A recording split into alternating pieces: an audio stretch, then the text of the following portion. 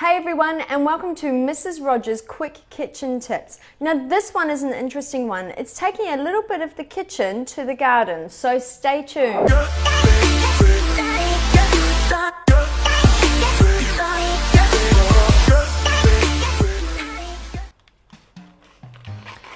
For this one, you need Mrs. Rogers ground cinnamon. You also need to have thoroughly cleaned a bottle. I'm just reusing an old spray cleaning bottle, but you could buy a brand new one instead.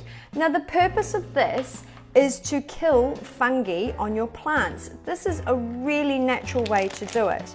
So what you want to get is around 500 ml of water and a teaspoon of Mrs. Rogers ground cinnamon. I'm using a funnel because otherwise I would just get that everywhere.